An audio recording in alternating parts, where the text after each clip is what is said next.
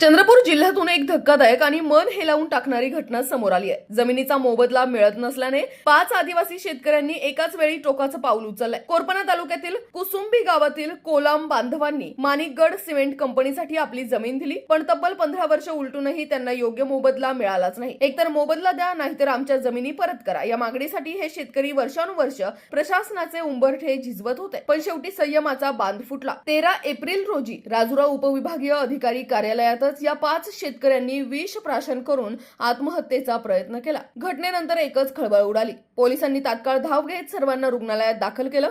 सध्या त्यांच्यावर उपचार सुरू असून त्यांची प्रकृती चिंताजनक असल्याची माहिती आहे। प्रश्न अजूनही तोच आहे, शेतकऱ्यांना न्याय कधी मिळणार आणि अजून किती जीव असेच तडफडणार?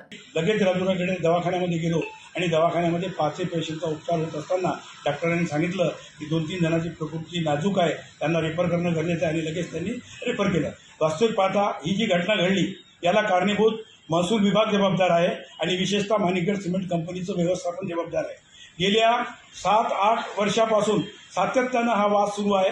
प्रशासनिक स्तरावर कलेक्टर, उपविभागीय अधिकारी, अपर जिल्हाधिकारी यांच्याकडे अनेक वेळा सभा झाल्या। प्रत्येकाचं एक त्यामध्ये उत्तर आलं की जमिनीचं भूमापन मोजणी करू। कंपनीनं पत्र दिलं की आम्ही पैसे भरायला तयार आहोत, जमीन मोजू।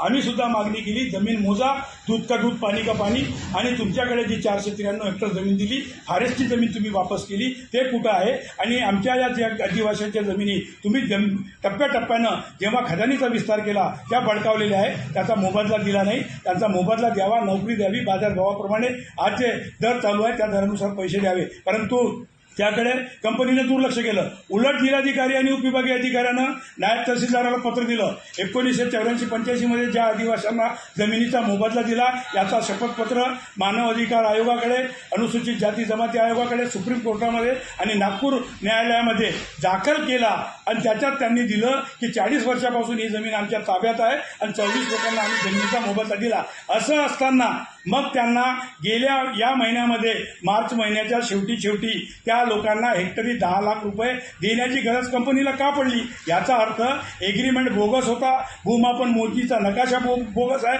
म्हणून त्या आदिवासींना त्यांनी पैसे दिले। परंतु ज्यांना पैसे दिले त्यांना डबल पैसे दिले। त्यांच्या जमिनी सुद्धा कंपनीच्या क्षेत्राच्या बाहेर आहे, परंतु ज्यांच्या जमिनी खोदून टाकल्या, ज्यांच्या जमिनी क्षेत्राच्या आतमध्ये आहे, उत्खनन झालं, या लोकांना एक नवीन पैसा दिला नाही, त्यांचं शोषण झालं, त्यांना या वेदना असह्य झाल्यामुळे आणि बर्बाद झालो या भावनेतून त्यांनी आज जी घटना घडवली आहे त्याला खरं तर प्रशासनातील महसूल विभाग आणि खास करून माणिकगड सिमेंट कंपनी जबाबदार आहे। याबद्दलचा ठोस निर्णय घ्यावा आणि त्यांच्यावर गुन्हा दाखल करावा अशी आमची मागणी आहे।